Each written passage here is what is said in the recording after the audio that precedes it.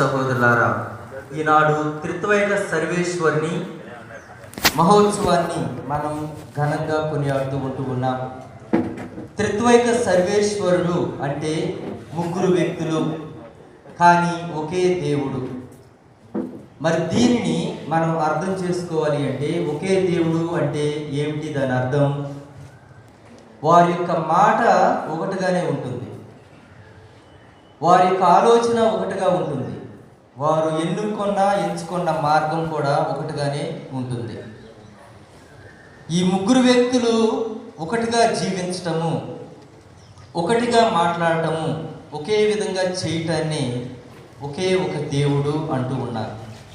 మరి ఈనాటి పట్టణాలను మనం ఒక్కసారి చూస్తూ ఉన్నట్లయితే మొదటి పట్టణం చూద్దాం. ద్వితీయోపదేశకాండము 4వ అధ్యాయము 40వ వచనం చదువుదాం.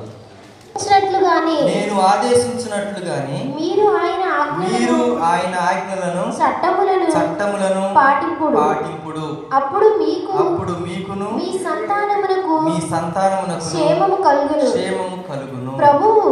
ప్రభువు మీకు భుక్తము చేయునున్న నేల మీద మీరు కలకాలము వర్ధిల్లురు అని ద్వితీయోపదేశకాండంలో యావే దేవుడు మోషే ప్రవక్త ద్వారా తెలియజేస్తున్నటువంటి మాట.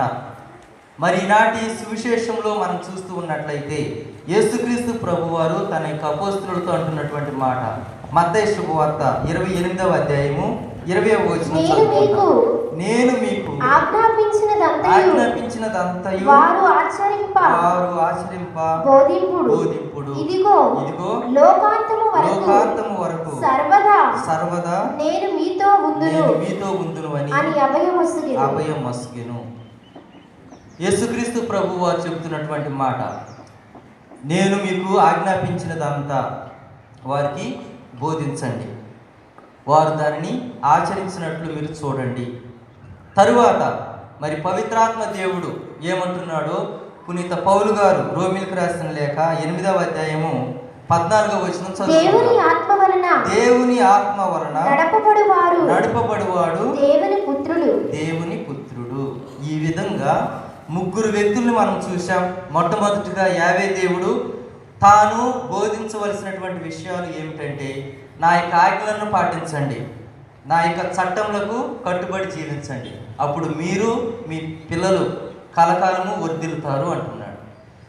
రెండవదిగా యేసుక్రీస్తు ప్రభువారు నేను బోధించిన విషయాలన్నీ కూడా ఈ యొక్క ప్రజలు ఆచరించే విధంగా చూడండి, వారికి మీరు నేర్పించండి అంటే ప్రభు చెప్పినటువంటి ఆజ్ఞలు చట్టములు. మూడవదిగా పవిత్రాత్మ దేవుడు ఆ మార్గంలో మీరు నడపబడినప్పుడు మీరు నిజంగా దేవుని యొక్క బిడ్డలు అంటూ ఉన్నారు. ఈ ముగ్గురు వ్యక్తులు కూడా ఒకే మాట, తన యొక్క ప్రజలకు తెలియజేస్తున్న సత్యము, తన యొక్క ఆజ్ఞలకు కట్టుబడి జీవించండి అన్నటువంటి మాట, అదే మార్గంలో పయనించండి అన్నటువంటి మాట. ఎందుకు ఈ విధంగా మనం ప్రభు యొక్క మాటను వినాలి, తన యొక్క ఆజ్ఞానుసారం చిత్తానుసారం జీవించాలి, ఆ యొక్క మార్గాన్ని ఎందుకు అంటిపెట్టుకుని మరి దానిని మనం కొనసాగించాలి అంటే ఒక కారణం అనేది ఉంది.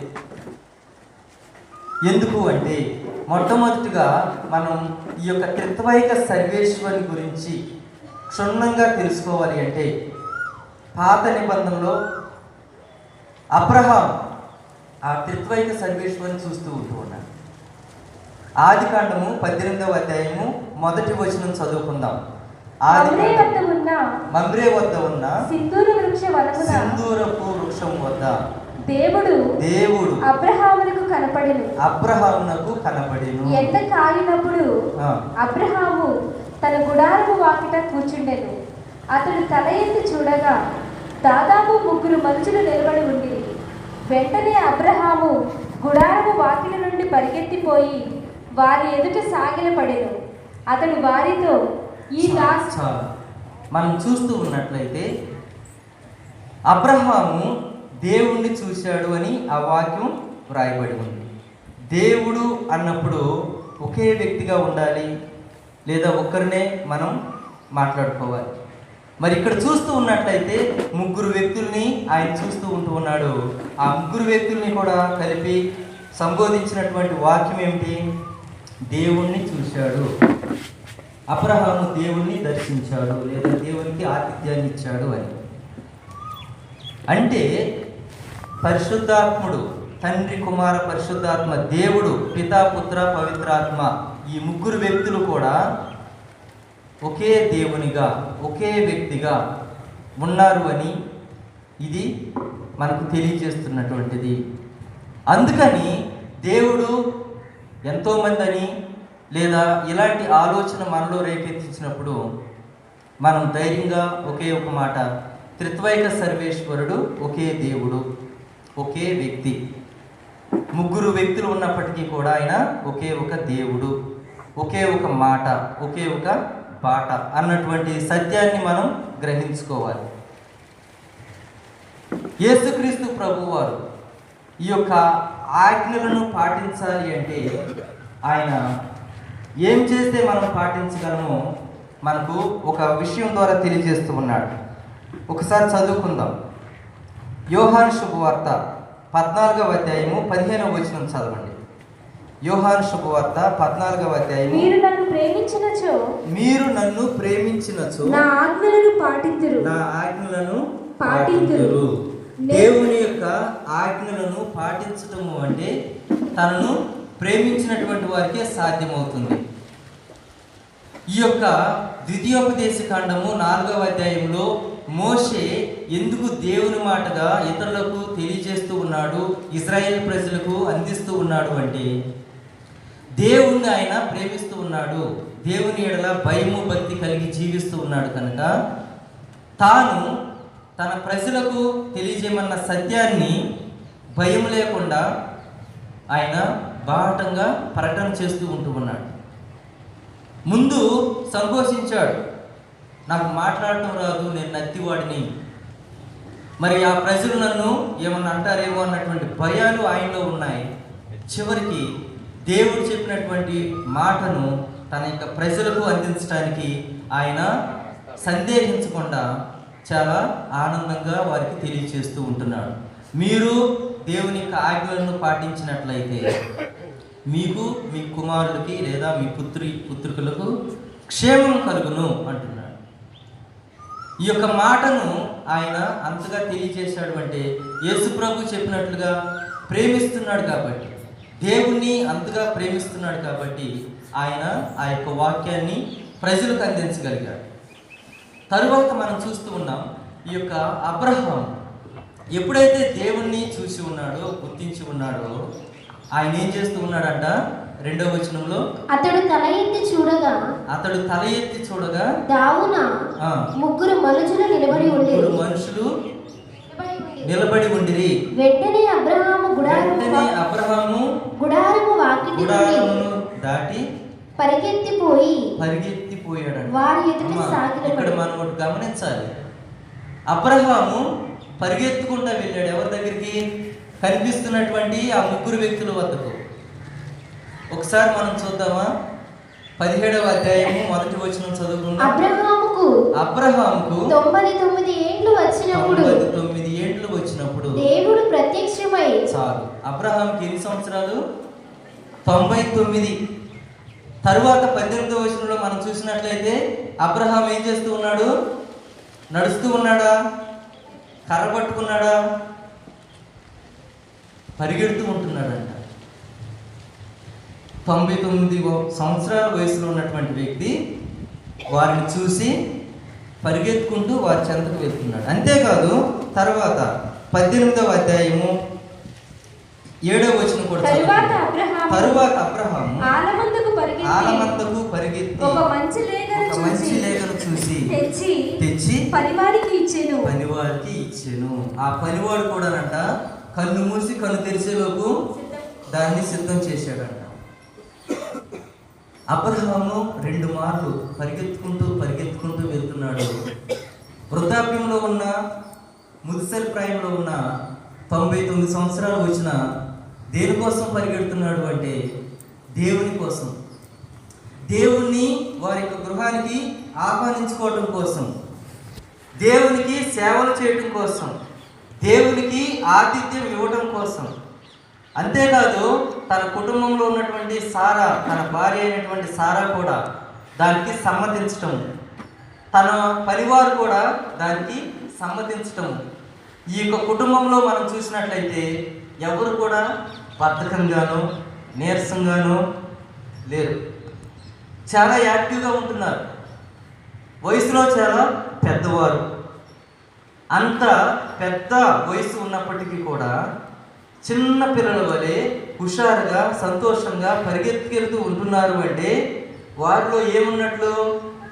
దేవుని యొక్క ప్రేమ. యేసయ్య అంటున్నాడు కదా, మీరు నన్ను ప్రేమించినట్లయితే నా ఆజ్ఞలను మీరు పాటిస్తారు.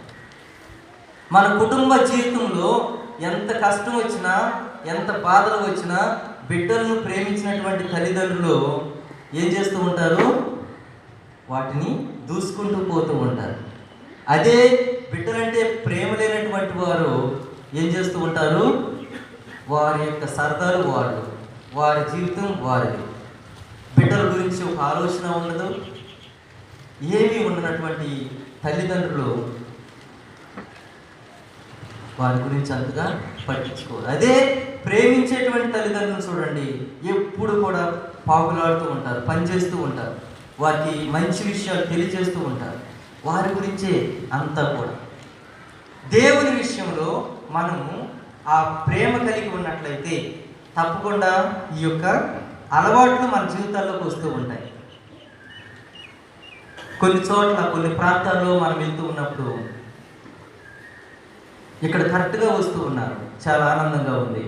కొన్ని ప్రాంతాల్లో దివ్య బలి పూజ అంటే వారికి సమయాలు ఏ విషయం ఏ విధంగా ఉంటుందో మనకు తెలియదు. అనేక మార్లు అనేక విధాలుగా వస్తూ ఉంటూ ఉంటారు. ఈ విధంగా చెప్తూ పోతే ఎన్నో ఉదాహరణలు మన జీవితాల్లో చూడవచ్చు. కానీ మనం గ్రహించాల్సినటువంటిది ఒకే ఒకటి: దేవుని ఎడల ప్రేమ కలిగి ఉన్నట్లయితే మనం ఆ ప్రభు చెప్పినటువంటి మాట ప్రకారం జీవిస్తాము అనే విషయాన్ని మనం గుర్తుపెట్టుకోవాలి. రెండవదిగా సామెతల గ్రంథం 1వ అధ్యాయం 7వ వచనం ఏమని చెబుతుంది? సామెతల గ్రంథము 1వ అధ్యాయము 7వ వచనం: దేవుని ఎడల భయము భక్తి విజ్ఞానానికి మొదటి మెట్టు. దేవుని ఎడల భయం ఉండాలి, భక్తి ఉండాలి, ప్రేమ ఉండాలి. ఇవేమీ లేకుండా మనము జీవించాలి అంటే సాధ్యం కాదు. చిన్నప్పుడు బిడ్డలకు భయం అనేది ఉంటుంది.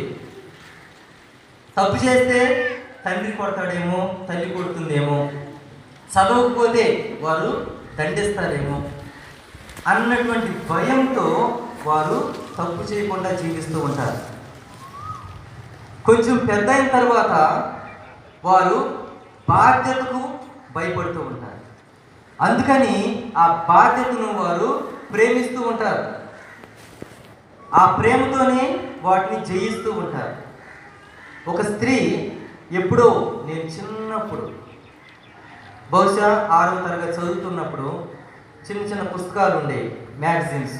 అందులో చదువుతున్నప్పుడు ఆమె ఒక ఉన్నతమైనటువంటి విజయాన్ని తన యొక్క చదువులో పొందింది. ఏంటి దీనికి కారణం? ఏ విధంగా నువ్వు ఇంత సక్సెస్ఫుల్గా విజయాన్ని సాధించావు అని అడిగినప్పుడు ఆయన అంటుంది, నేను చేస్తున్నటువంటి పనిని ఇష్టంగా చేశాను అంటుంది.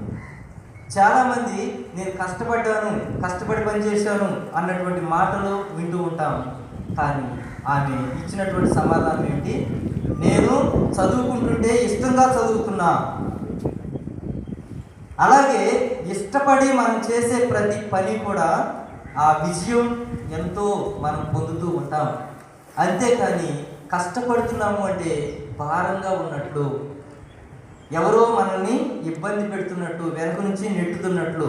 అందుకనే చూడండి, నిన్నటి రోజు జపమాలు చేపిస్తున్నప్పుడు చాలామంది, 5 కాదు 6 కాదు, దాదాపుగా 30 మంది వరకు ఉన్నారు. జపమాలు చేపిస్తూ ప్రార్థన చేసుకుంటూ ఉంటున్నారు. ఇంతటి భక్తి, ఇంతటి విశ్వాసం ఎక్కడి నుంచి వచ్చిందంటే వారిలో నుంచే కలిగింది. అది ఒకరు చెప్పి ఒకరు వెనక నుంచి నడిపిస్తేనే కాదు, వారంతటికి వారుగా చేస్తూ ఉన్నారు అంటే వారిలో దేవుని యొక్క భయము, దేవుని యొక్క భక్తి, ఈ రెండు ఉన్నటువంటి వ్యక్తులు తమ జీవితాల్లో ఒక అంతస్తుకు వెతుకుతూ ఉంటారు. సెమినార్లో ఉన్నప్పుడు, ప్రారంభంలో ఉన్నప్పుడు మేము భయపడుతూ ఆ యొక్క అలవాట్లను నేర్చుకుంటూ ఉంటాం. ఎందుకు? వారు ఏమన్నా పంపించేస్తారేమోనని భయపడి ప్రార్థన చేస్తూ ఉంటాం, భయపడి మంచి చేస్తూ ఉంటాం, భయపడి వారు తిట్టినా పడి ఉంటాం. ఎందుకు? ఎదిరికిస్తే మనల్ని సెలెక్ట్ చేయరేమో అని. ఆ విధంగా గురువు అయిన తర్వాత ఆ భయం అనేది పోయి దేవుని ఎడల భక్తి, ఆ భయము మళ్ళా ప్రారంభమవుతాయి. ఒక గురువుగా పొరపాటు చేస్తే దేవుడు శిక్షిస్తాడేమో అన్నటువంటి ఒక భయం. మన జీవితాల్లో దేవుని ఎడల ఈ భయము, ఈ భక్తి ఉన్నప్పుడే మన యొక్క బాల్యం కానీ, యవ్వనం కానీ, వృద్ధాప్యం కానీ ఈ యొక్క స్థితిగతుల్లో మనం నిలకడగా ఉంటాం, ఒకే విధంగా ఉంటాం. అబ్రహాము చిన్ననాటి నుంచి దేవునికి విధేయత కలిగి ఉన్నాడు కాబట్టి వృద్ధాప్యం వచ్చినా కూడా అదే జీవితాన్ని కొనసాగిస్తూ ఉంటున్నాడు.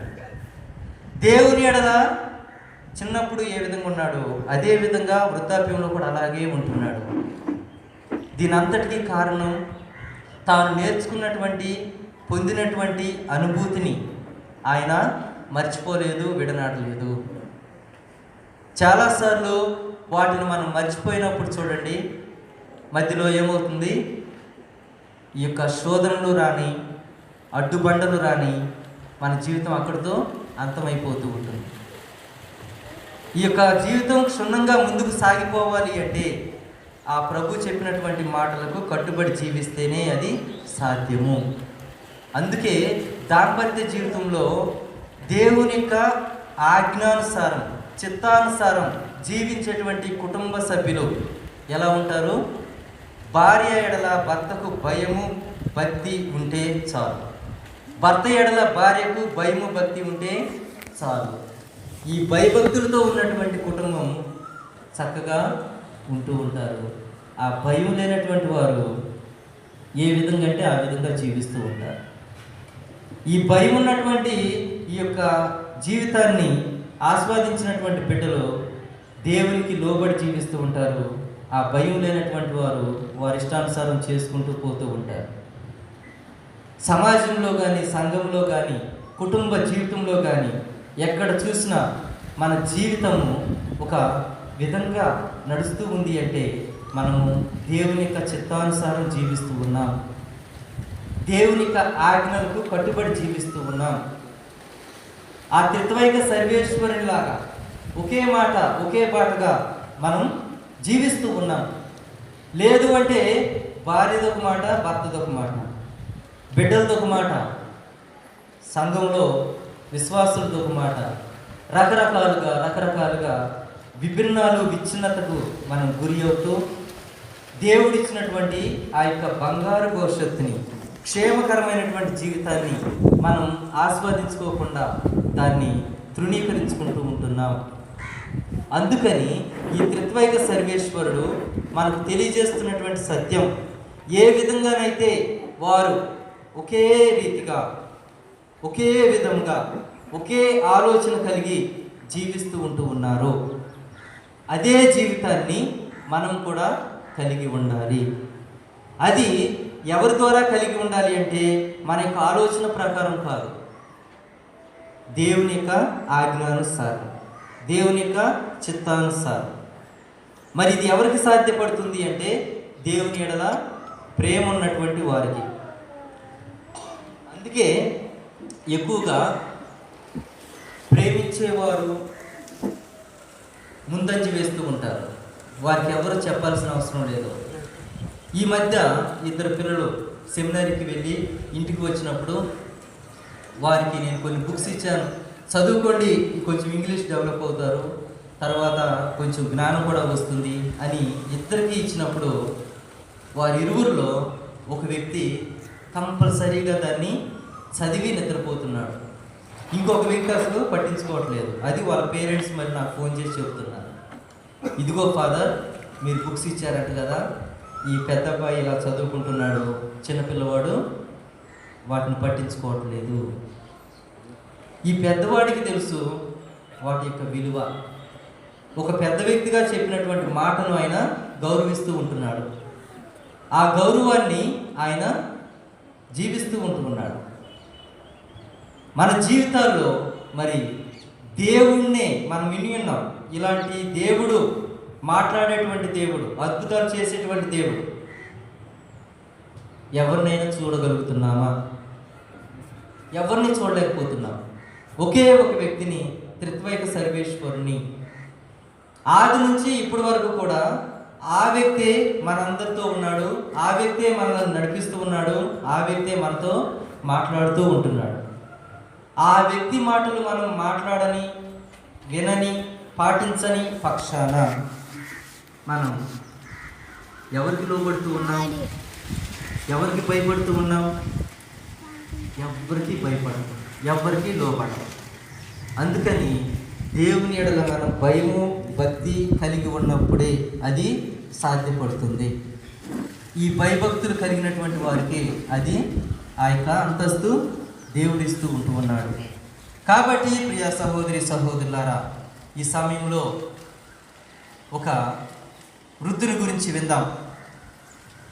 ఒక వ్యక్తి అర్ధరాత్రి చీకట్లో నడుచుకుంటూ వెళ్తూ ఉన్నప్పుడు ఈ యొక్క సమాధుల దొడ్డులో 2 మామిడి చెట్లు ఉన్నాయంట. ఆ మామిడి చెట్లు అన్నీ కూడా మంచిగా కాపు కాసి పరిపక్వం చెందినప్పుడు ఎవరో చెట్ల మీద నుంచి కాయలు కోస్తూ ఉన్నట్లుగా ఆయనకు అనిపించింది. అలా అనిపించినప్పుడు ఇంకేముంది, ఇవన్నీ సమాధులు కదా, దెయ్యాలు ఎలా చేస్తున్నాయేమో అన్నటువంటి భయం వేసి ఇంటికి పరిగెత్తుకుంటూ పోయి నిద్రపోతున్నటువంటి ఒక ముసలి వ్యక్తితో చెబుతున్నాడు, నాయనా, అక్కడ మన తోటలో ఉన్నటువంటి మామిడి చెట్లని దెయ్యాలు కోసుకుంటున్నాయి, నేను చూశాను, రా ఇద్దరం వెళ్దాం అన్నప్పుడు ఆయన అంటున్నాడంట, అయ్యా నా కాళ్ళు నొప్పులు వస్తున్నాయి, మోకాలు నొప్పులు, నేను నడవలేను.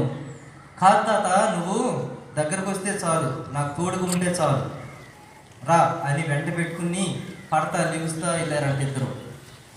పడతా లెగుస్తా వెళ్ళినప్పుడు ఆ గేట్ దగ్గర, సమాధి తోటి గేట్ దగ్గర నుంచుని ఊరిని ఇద్దరు గమనిస్తూ ఉన్నారంట. అసలు ఏమిటి, ఎవరు వాళ్ళు అని, నిజంగా దెయ్యాలా లేకపోతే ఏంటో అన్నటువంటి ఆలోచన చేస్తూ ఉన్నప్పుడు ఆ సమయంలో ఆ ఇద్దరు దొంగలు కూడా ఆ మామిడికాయలన్నీ కోసుకుని మంచిగా పంచుకుంటున్నారంట. ఇదిగో ఇది నీకు, ఇది నాకు, ఇది నీకు, ఇది నాకు అని ఇద్దరు మామిడికాయలని పంచుకుంటూ ఉన్నప్పుడు 2 మామిడికాయలు గేట్ దగ్గర ఉన్నాయంట. అదిగో ఆ గేట్ దగ్గర 2 ఉన్నాయి చూడు, అది నీకు, ఒకటి నాకు అనగానే, అమ్మో ఏమీ లేదు, ఆ దెయ్యాలు మనం చూసినాయి, ఆ రెండింటిని అని మనం పంచుకుంటున్నారని ఇద్దరు కూడా పరిగెత్తుకుంటా పారిపోయారంట. అప్పటి వరకు మోకాళ్ళ నొప్పులు, నడవలేను అన్నటువంటి వ్యక్తి ఏం చేశాడు, పరిగెట్టుకుంటూ వెళ్ళిపోయాడు. ఎక్కడి నుంచి వచ్చింది ఆ శక్తి, ఎక్కడి నుంచి వచ్చింది ఆ ఉత్సాహం? ప్రాణభయం. చనిపోతానేమో, దెయ్యాలు నన్ను తినేస్తాయేమో. మనకి వయసుతో పని లేదు. నేను ఒక స్త్రీని మర్చిపోయాను, ఆమె పేరేంటో ఉంది. ఆమె తన యొక్క భర్త గొడవలతో ఆమెను విడిపించుకున్నప్పుడు తాను ఒలింపిక్స్లో పాల్గొన్నాడు, రన్నింగ్ రేస్లో పాల్గొంది. ఆ రన్నింగ్ రేస్లో ఎప్పుడు దాదాపుగా 45 years ఆర్ 50 years టైంలో, 50 సంవత్సరాల వయసు అనుకుంటా, ఆ సంవత్సరాల్లో ఒలింపిక్లో పాల్గొని ఆ రన్నింగ్ రేస్లో ఫస్ట్ విజయాన్ని సాధించింది అని విన్నాం. చాలా మార్లు మనం వయసుతో మనం పోల్చుకొని, నాకు వయసు వచ్చేసింది, నేనేం చేయలేను అని బలహీనపడిపోతూ ఉంటూ ఉంటాం. కానీ ఈ యొక్క పెద్దవారు, వృద్ధాప్యంలో ఉన్నటువంటి వారు, ఎక్కువగా యువతీ యువకుల కంటే కూడా మనం ఎక్కడైనా కానీ విశ్వాసంలో కానీ ముందు మంచి పని చేయడానికి కానీ పూనుకుంటున్నటువంటి వ్యక్తులు ఎవరంటే పెద్దవారు. పెద్దవారు ఎందుకు ఆ పెద్దవారు ఆ విధంగా చేస్తూ ఉన్నారు అంటే, నేను ఒకసారి చెప్పాను అనుకుంటా, ఉపవాసం ఉండకుండా ఎక్కువగా ప్రార్థన చేయకుండా నేను జీవిస్తూ ఉన్నప్పుడు ఈ పెద్దవారిని చూసేవాడిని. అమ్మ, ఏంటి మీరు ఇంత ఉపవాసాలు ఉంటారు, ఇంత ప్రార్థన చేస్తారు, ఎక్కడికెక్కడికో వెళ్ళిపోయి మరి దేవుని దర్శనాలు చేసుకుంటూ ఉంటారు అంటే, అయ్యా నీకు ఇప్పుడు అర్థం కాదు అనేవాడు. నీకు ఇప్పుడు అర్థం కాదు. ఎందుకు? నీకు పిల్లవాడివి, నీకు ఒక బాధ్యత అనేది లేదు, ఒక భారం అనేది లేదు.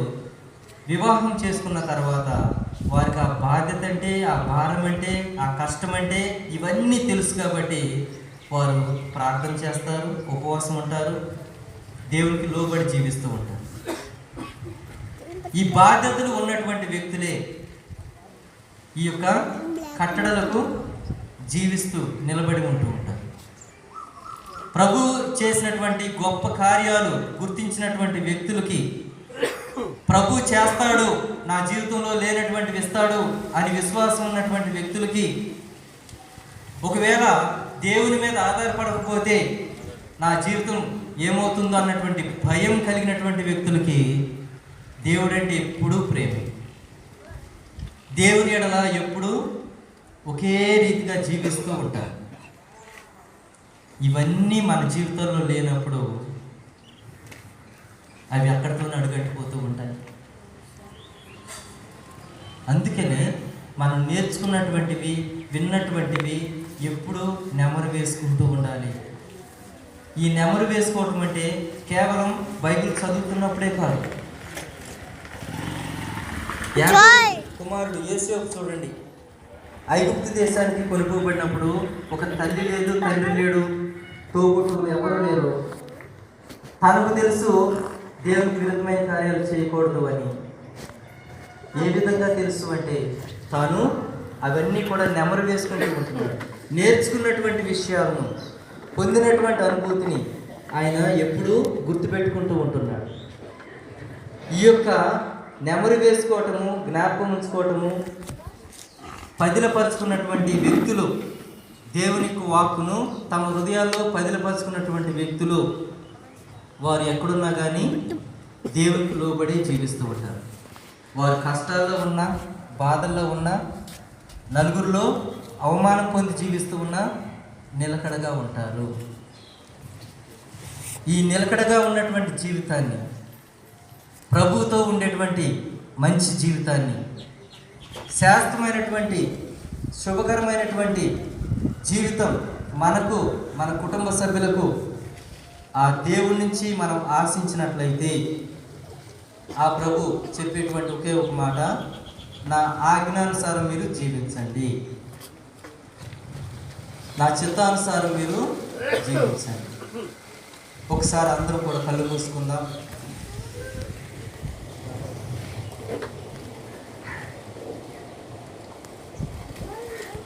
త్రిత్వైక సర్వేశ్వరుని మహోత్సవాన్ని మనం కొనియాడుతూ ఉన్నాం. ఈ సమయంలో ఆ దేవాది దేవుడు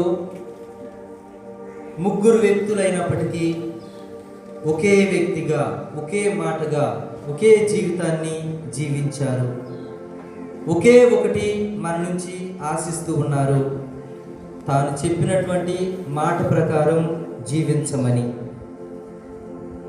ఆ ప్రభువారు మనతో మాట్లాడుతూ ఉన్నారు అంటే మన మీద ఎంతో ప్రేమ, మన జీవితాలను రక్షించాలని, శుభకరమైన దినాలను మనకు కల్పించాలని, మనల్నే కాదు మన యొక్క కుటుంబ సభ్యులందరినీ తరతరాలు దాకా శుభకరంగా దీవించాలని ఆయన యొక్క తలంపు. మరి దీనిని మనం ఆస్వాదించుకోవాలి అంటే తన ఎడల మనం కూడా ప్రేమ కలిగి జీవించాలి. తాను చెప్పినటువంటి మాటను, తాను ఇచ్చినటువంటి కట్టడలకు కట్టుబడి జీవించడానికి మనలో భారం అనేది కాకుండా ప్రేమతో, ఇష్టంతో, విశ్వాసంతో మనం సాధించగలము అని ప్రభు తెలియజేస్తూ ఉన్నాడు. మరి ఏ విధంగానైతే 90 సంవత్సరాల వయస్సులో ఉన్నటువంటి అబ్రహాము దేవుని యొక్క విషయంలో పరిగెత్తుకుంటూ ఉత్సాహంతో తాను చేయవలసిన కార్యాలు నెరవేర్చి ఉన్నాడు, ఏ విధంగానైతే యేసేపు దేవుని యొక్క మాటను పదిలపరుచుకొని జీవించి ఉన్నాడో, ఆ జీవితాన్ని మనం పొందాలని, ఆ ప్రభు త్రిత్వైక సర్వేశ్వరుని దీవెనలు మనం పొందడానికి కావలసిన అనుగ్రహాలను దయచేయమని ఈ యొక్క సమయంలో ప్రార్థన చేసుకుందాం. మనందరం కూడా నిలబడి మన యొక్క విశ్వాసాన్ని తెలియపరుద్దాం.